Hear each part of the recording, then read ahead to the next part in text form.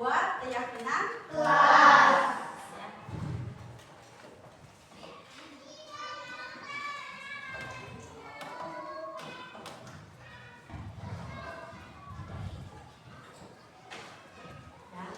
Ada keyakinan kelas ini adalah suatu kesepakatan atau diskusi bersama tentang aturan-aturan yang harus kalian sepakati di kelas. Ya.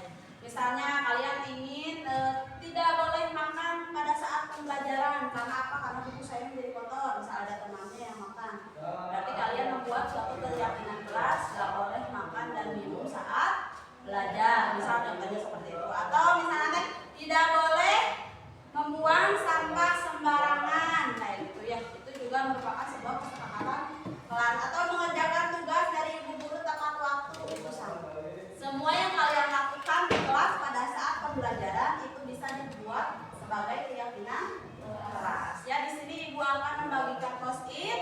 Di post-it ini kalian tuliskan keyakinan-keyakinan apa saja yang kalian yakini, ya, sebagai peraturan di kelas ini untuk bisa kalian jalankan sebaik mungkin, ya.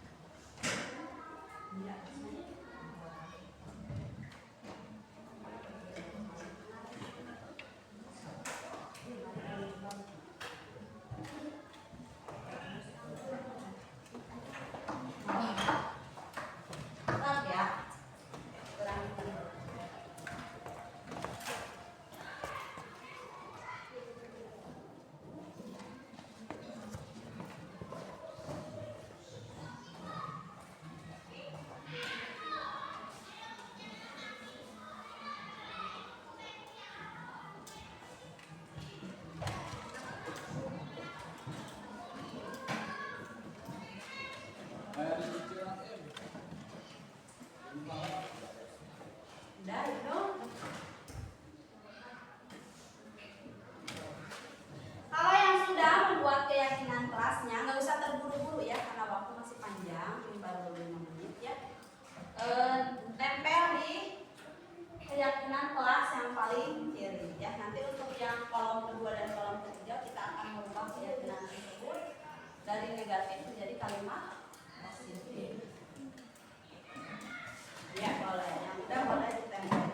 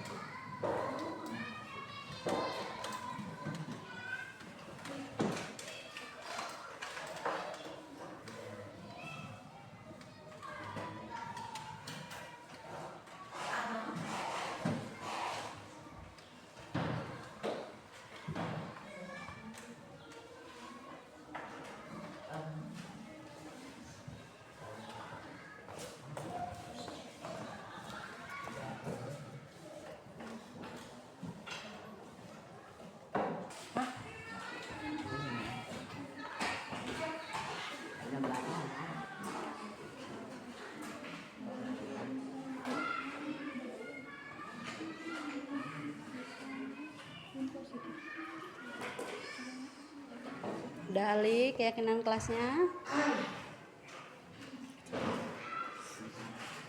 Kalau sudah dibuat keyakinan kelasnya, nanti kalian tempel ya di plano yang sudah Ibu tempel di papan tulis.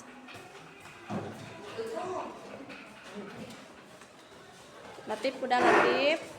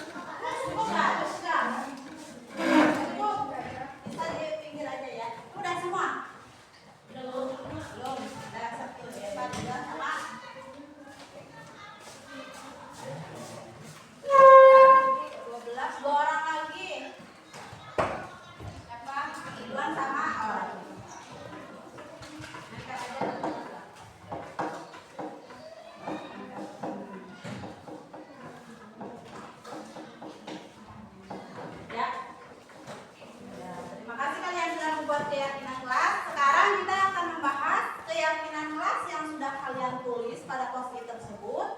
Yang dari tadinya kalimatnya negatif harus diubah menjadi kalimat positif. Ya. Kita ubah menjadi kalimat positif.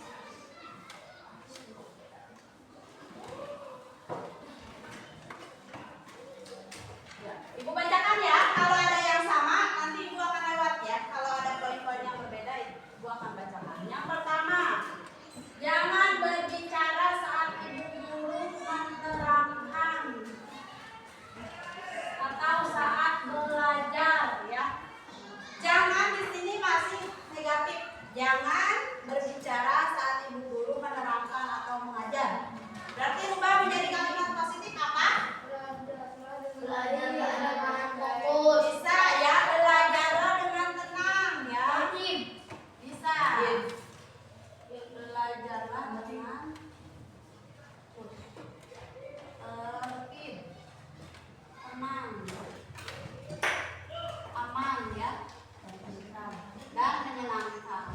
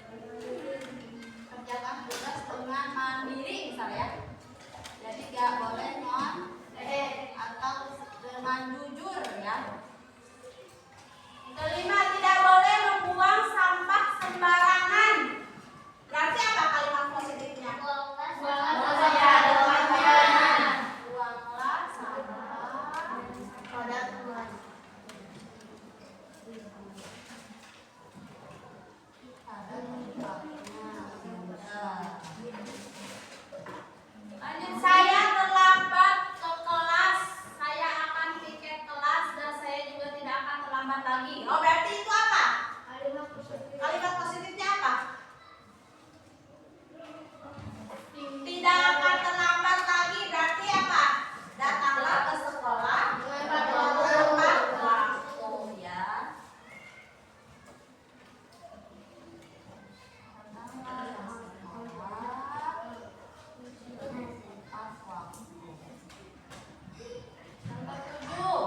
Jangan membuang sampah sembarangan, udah ya. Tidak boleh mencontek saat ulangan, udah. Tidak boleh terlambat saat hari piket, udah. Tidak boleh mencuri-curi tembok di sekolah. Itu negatif. Berarti kita rubah menjadi kalimat positif.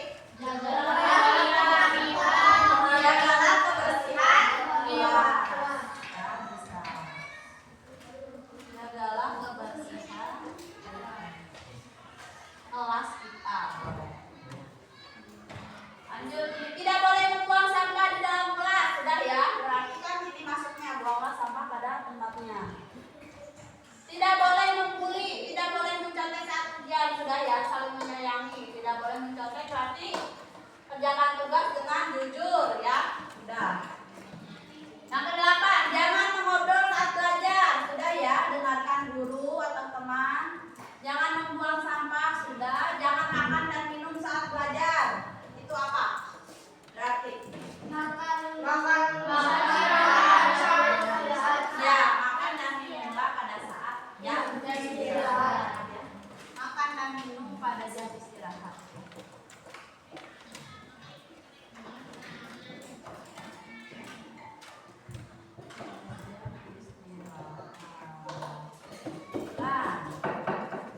Udah, tidak boleh membuang sampah, udah. Tidak boleh bermain bola di kelas, tidak boleh bermain bola di kelas.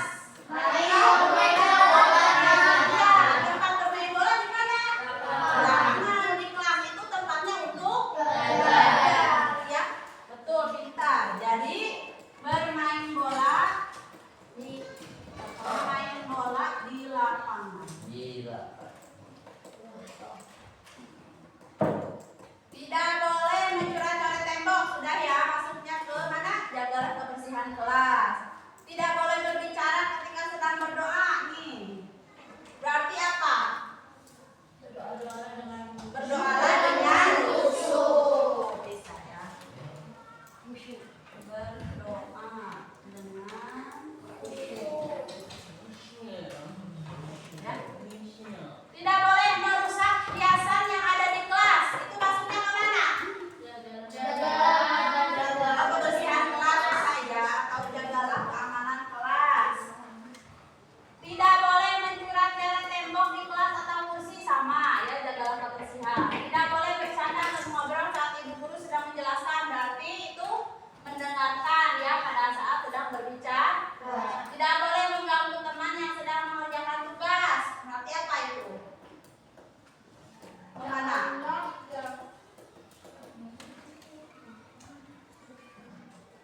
Jagalah ketertiban ya, oleh pada saat belajar.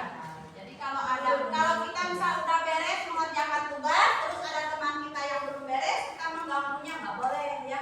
Berarti kita harus membiarkan teman kita untuk menyelesaikan dulu pekerjaannya ya. Lanjut, ini tidak boleh berbicara saat ibu guru menerangkan. Di sini ya, masuknya poin 2 tadi. Tidak boleh mencoret-coret tembok, masuknya ke sana udah. Tidak boleh tidur saat sedang jam pelajaran. Siapa yang suka tidur? Ayo. Apa kira-kira? Kalimat positifnya apa? Tidurlah saat di rumah. Belajarlah dengan penuh semangat. Berarti kan kalau kalian ada kesempatan tidur di kelas, kalian belajarnya berarti tidak semangat kan? Udah tidur aja ya. Ya. Berarti kita rubah menjadi kalimat positifnya, semangatlah dalam belajar. Atau belajarlah dengan semangat ya. Bisa ya. Tidak boleh bermain bola di kelas, udah. Tidak boleh main bola di kelas, sama. Tidak boleh merusak barang yang ada di kelas, sama juga. Mencoret-coret tembok, sama. Tidak boleh membuang sampah di meja, sama ya udah. Ini apa? Saat tidak sampah. Tahu itu ya? Tidak boleh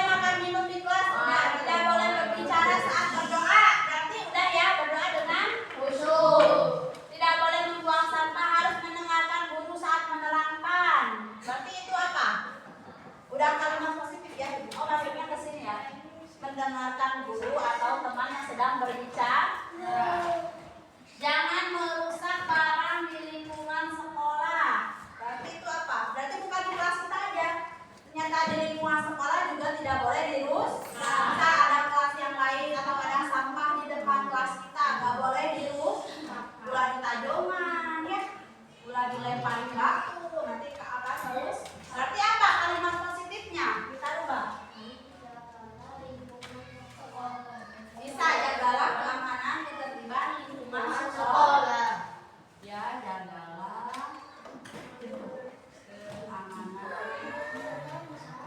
lingkungan sekolah. Ya, jadi ini lebih besar lagi, tidak hanya di kelas, tapi di sekolah juga kita harus bisa merawat barang-barang yang ada di lingkungan sekolah kita. Ya. Apa lagi? Jangan mengobrol saat berdoa, udah. Jangan buang sampah di kelas, sudah. Tidak boleh mengobrol, sudah. Tidak boleh makan dan minum saat duduk melangkah. Tidak boleh mengejek. Tidak boleh mengejek teman. Itu belum ya. Coba rubah menjadi kalimat positif. Udah ya. Saling menyayangi dan menghormati dengan teman. Ya. Ada lagi apa? Kerjakan tugas tepat waktu. Ya, jadi pas ibu guru atau bapak guru yang lain menyuruh kalian mengerjakan tugas, jangan ditumpuk. Nanti kan besoknya ada tugas baru lagi, berarti tugasnya akan semakin banyak, ya akan menumpuk. Jadi kalau ibu guru memberikan tugas, kerjakanlah sesuai atau tepat waktu. Ya. Kerjakanlah tugas. Atau ada lagi, misalnya suka mengejek nama orang tua, tidak boleh mengejek nama orang tua, ya. Berarti itu apa? Kalimat positifnya.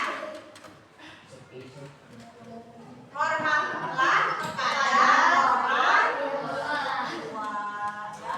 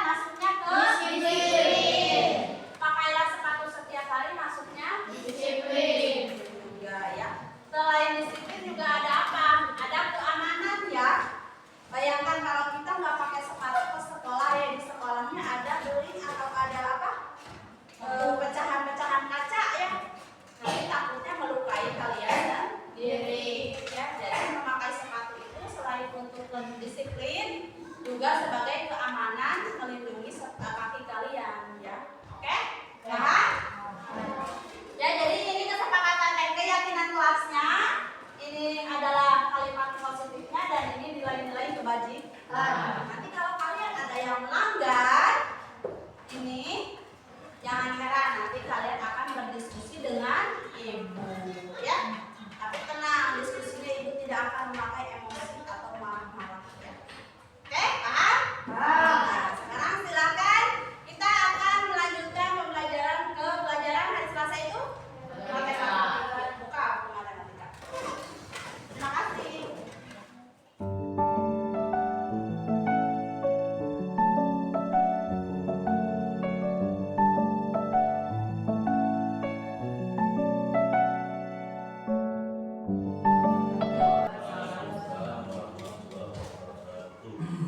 Terima kasih saya ucapkan kepada Ibu Kepala Sekolah SDN Bunyasi beserta rekan-rekan guru SDN Bunyasi yang mana telah menyempatkan waktunya pada hari ini dalam kegiatan penyebaran pemahaman terkait budaya positif modul 1.4 tentang perjalanan saya di pendidikan guru penggerak angkatan 11.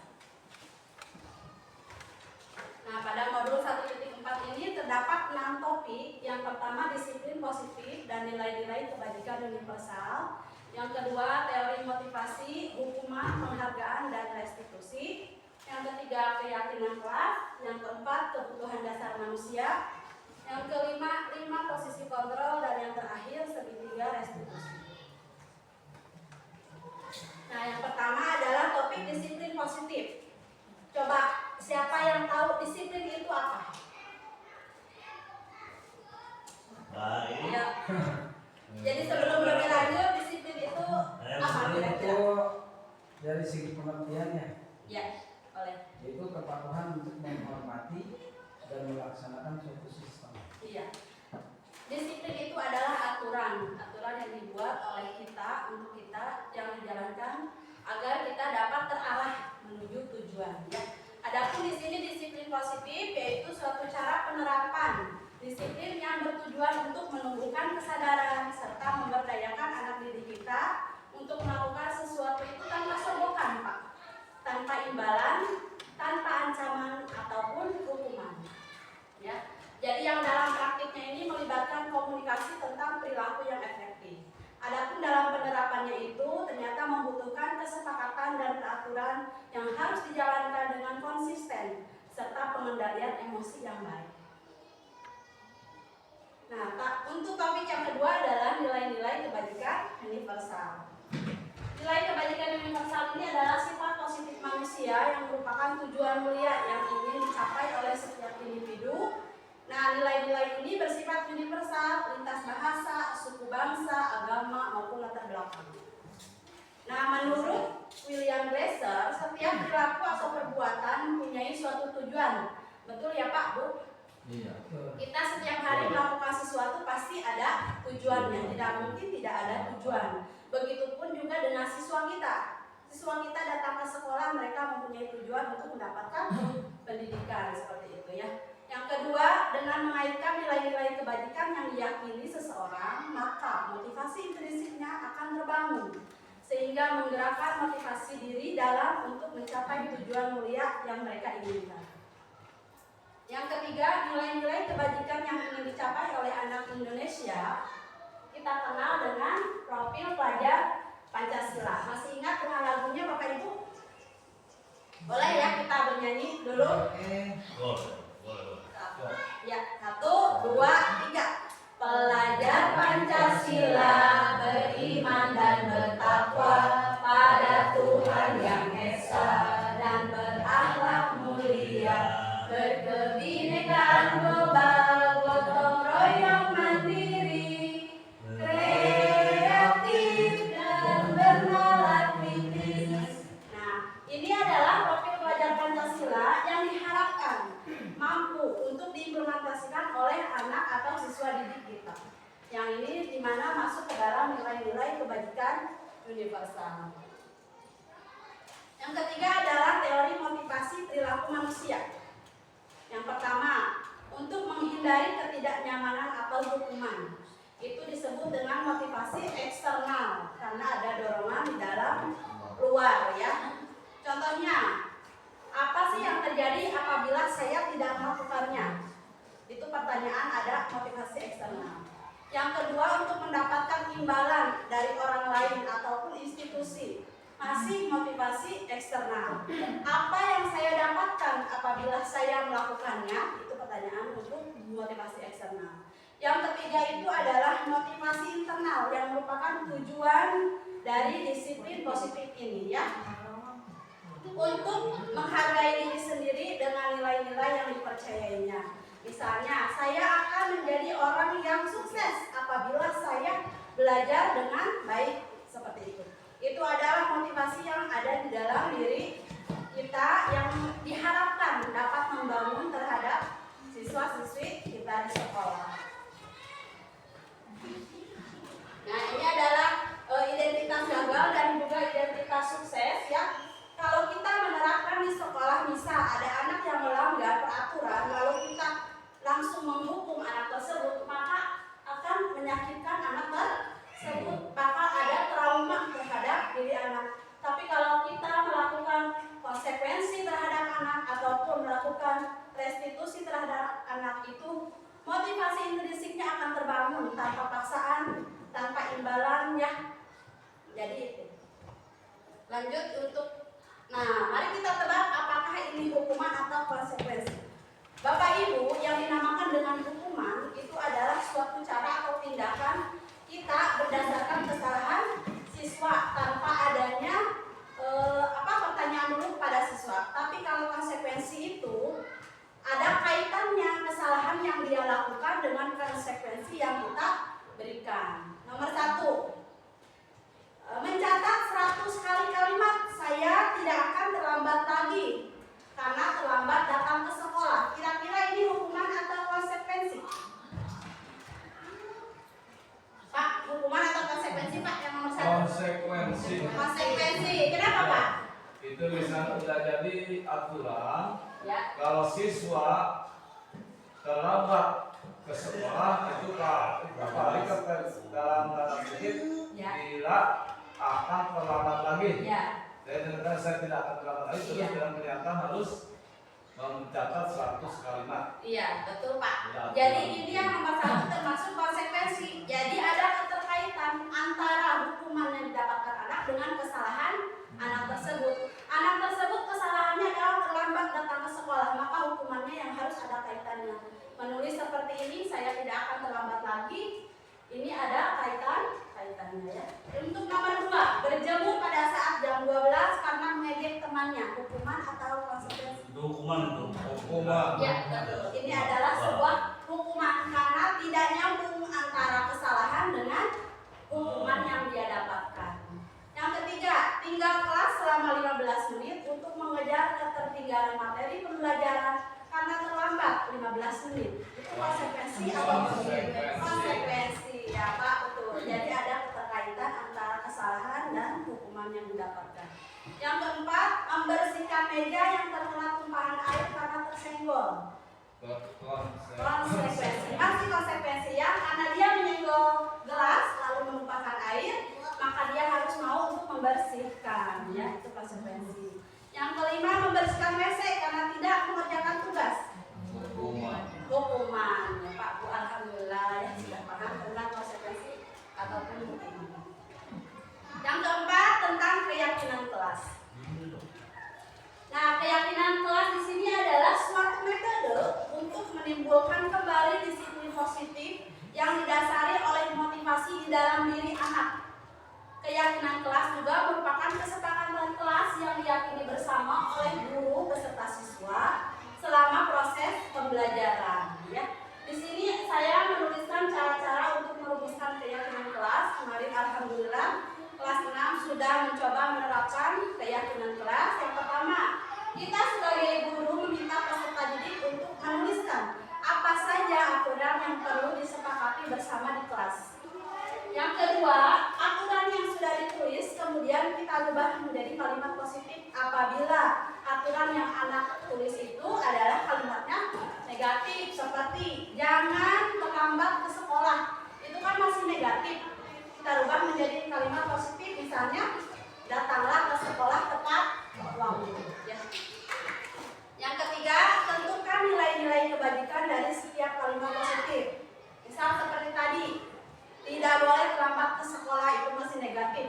Merubah menjadi kalimat positif, jangan terlambat, bukan jangan, datanglah tepat waktu. Nah, untuk nilai kebajikannya berarti maksudnya apa? Disiplin? Ya, maksudnya disiplin seperti itu.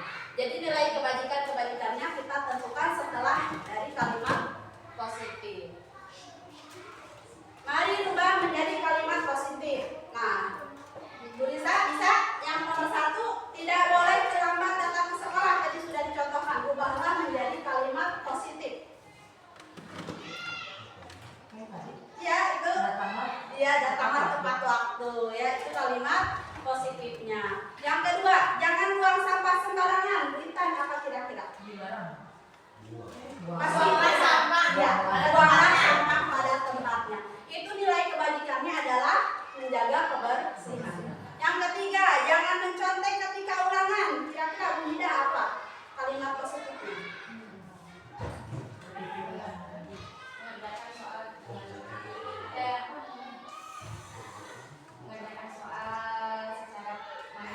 Ya, bisa ya. Kerjakanlah tugas secara mandiri atau kerjakanlah tugas secara jujur ya. Nilai kebajikannya adalah mandiri dan kejujuran anak itu sendiri. Yang keempat, jangan mencoret-coret tembok. Itu masih negatif, kita rubah menjadi kalimat positif. Jagalah kebersihan kelas ya. Yang kelima, jangan mengejek nama orang tua. Kalimat positifnya apa? Bisa, atau hormatilah orang yang lebih tua. Nah, itu ya. Dari kalimat negatif seperti ini kita terapkan menjadi kalimat positif. Lanjut, yang kelima adalah kebutuhan dasar manusia. Pada kebutuhan dasar manusia ini kita juga tidak bisa dipungkiri ya Pak. Yang pertama, kebutuhan kita sebagai manusia adalah rasa kasih sayang dan rasa diterima oleh suatu kelompok atau suatu organisasi. Termasuk anak didik kita juga pasti ingin merasa diterima oleh teman-teman kelasnya ya Pak Bu. Jadi kalau ada anak satu yang melakukan kesalahan, kita perlu tanya atau wawancara mengapa anak tersebut melakukan kesalahan. Apakah karena kurang diterima di kelompoknya ataupun bagaimana ya. Yang kedua adalah bertahan hidup. Kebutuhan dasar manusia bertahan hidup itu seperti makan dan minum. Yang ketiga, kebebasan. Kebebasan di sini adalah kebebasan untuk melakukan sesuatu sesuai dengan yang mereka inginkan. Yang keempat, mencari kesenangan, dan yang kelima, penguasaan.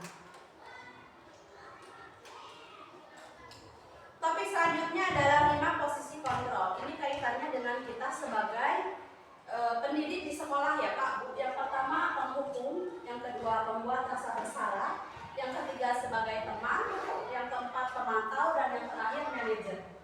Penghukum di sini contohnya apabila ada anak yang melakukan kesalahan, kita langsung memberi hukuman terhadap anak tanpa ditanyai dulu alasannya mengapa dia melanggar peraturan. Misal ada anak yang memakai sendal di hari Senin, kan itu melanggar peraturan ya Pak Bu.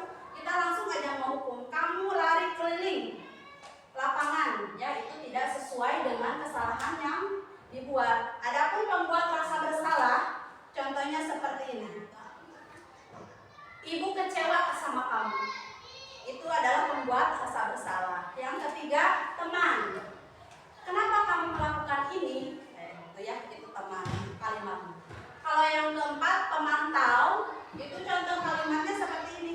Kira-kira apa yang kamu lakukan untuk memperbaiki kesalahan kamu? Itu pemantau, tanpa dikasih tahu atau karena diberi arahan terlebih dahulu, hanya diberi pertanyaan. Yang kelima adalah manajer. Ini yang diharapkan dalam budaya positif di sekolah. Kita sebagai guru harus mampu menjadi seorang manajer. Manajer di sini tugasnya adalah selain kita bertanya kepada anak mengapa anak tersebut melakukan kesalahan, kita juga memantau anak tersebut untuk tidak melakukan kesalahannya berulang kali, dan kita juga sebagai manajer mengarahkan anak tersebut agar anak tersebut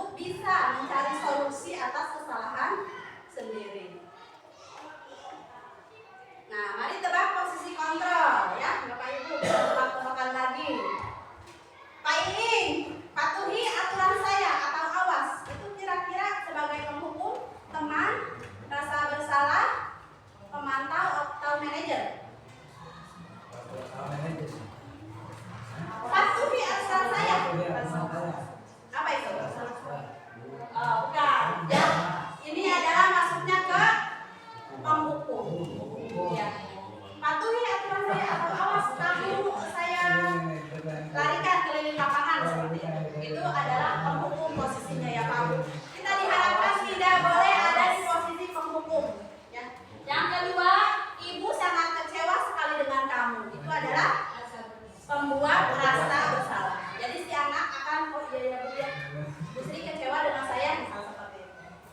Yang ketiga, ya sudah tidak apa-apa, lain kali jangan begitu lagi ya. Itu adalah posisi sebagai teman, ya. Jadi dia hanya mengingatkan saja tanpa adanya konsekuensi atas kesalahan yang dilakukan. Yang keempat, sanksi atau konsekuensinya apa? Ini adalah posisi pemantau. Pemantau. Jadi dia menanyakan kembali sanksi atau konsekuensinya apa? Kamu melanggar seperti ini. Itu pemantau. Tanpa mengarahkan si anak untuk mencari solusi. Yang terakhir ini adalah posisi yang paling diharuskan oleh seorang guru, yaitu sebagai manajer. Contohnya, jika kamu meyakininya, apakah kamu bersedia untuk memperbaikinya? Jadi ada pertanyaan seperti itu kepada anak. Kalau kamu melakukan kesalahan ini, apakah kamu mau memperbaikinya di masa yang akan datang? Ya, posisi manajer ini adalah yang paling diharapkan kita sebagai seorang guru. Nah, ini adalah yang terakhir, segitiga restitusi. Masih berkaitan dengan posisi manajer tadi ya Pak Bu. Pada posisi manajer, kita diharapkan dapat melakukan tahapan segitiga restitusi. Ya. Restitusi ini adalah proses menciptakan kondisi bagi murid untuk memperbaiki kesalahan mereka, sehingga mereka bisa kembali ke kelompok mereka dengan karakter yang lebih baik. Ya. Nah, di sini ada 3 tahapan ya Pak Bu dalam melaksanakan segitiga restitusi. Yang pertama itu menstabilkan identitas, ya. Yang kedua, validasi tindakan yang salah, dan yang terakhir menanyakan keyakinan. Bu Mida, contoh. Dalam menstabilkan identitas, kalimatnya seperti apa? Saya bertanya kepada Ibu GP ya. Menstabilkan identitas itu misalnya ada anak yang melakukan kesalahan.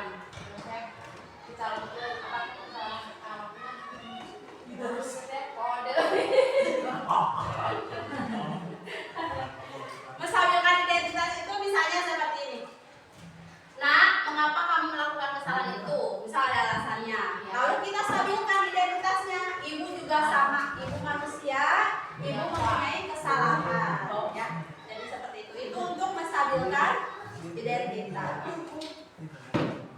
Yang kedua, validasi tindakan yang salah. Nah, validasi tindakan yang salah ini adalah contohnya kesalahannya. Iya.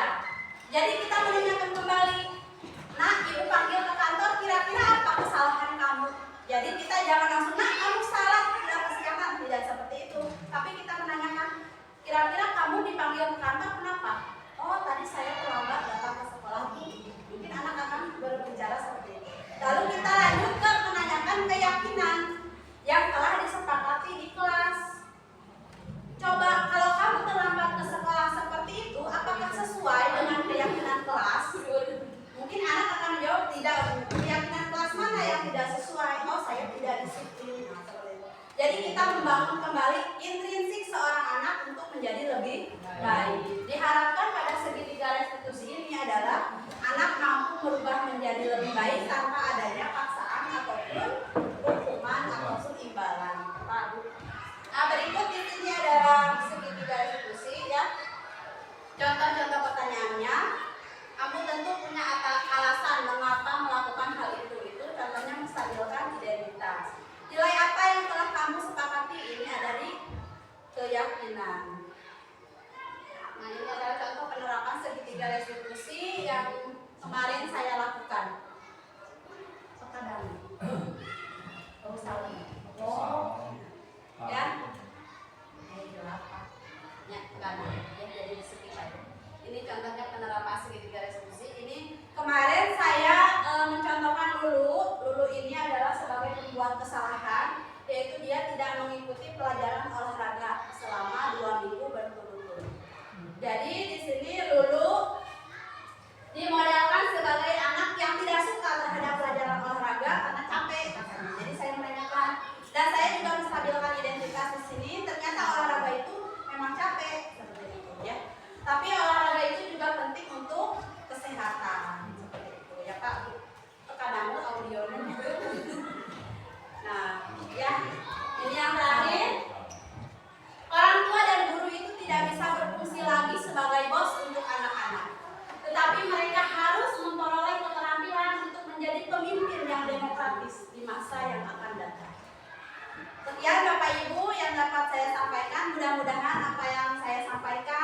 bisa diimplementasikan di sekolah dan bisa membangun intrinsik anak-anak untuk menjadi lebih baik. Wassalamualaikum warahmatullahi wabarakatuh. Waalaikumsalam.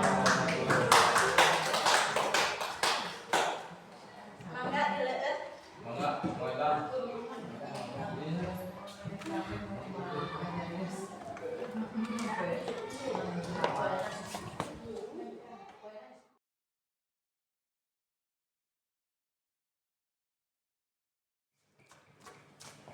Selamat pagi Bu Sri. Selamat pagi Lulu. Ayo silakan duduk. Lulu, kamu tahu tidak mengapa Ibu panggil ke sini? Mungkin berkaitan dengan pelajaran olahraga, Bu. Iya benar.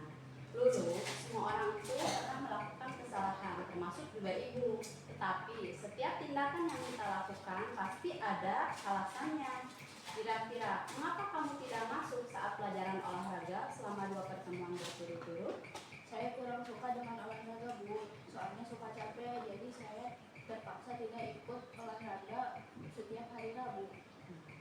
Dulu, yang namanya olahraga itu pasti capek. Tapi manfaat dari olahraga itu sangatlah baik untuk kesehatan tubuh kita, ya. Nah, kamu masih ingat tidak dengan keyakinan kelas yang sudah kita sepakati pada awal tahun? Masih, Bu. Nah, kalau kamu masih ingat, kira-kira yang kamu lakukan itu sudah sesuai belum dengan kesepakatan kelas kita? Belum. Keyakinan kelas mana yang kamu langgar? Disiplin, Bu. Nah, ternyata kamu masih ingat ya, Lu ya. Lalu, apakah kamu mempunyai solusi untuk masalah ini?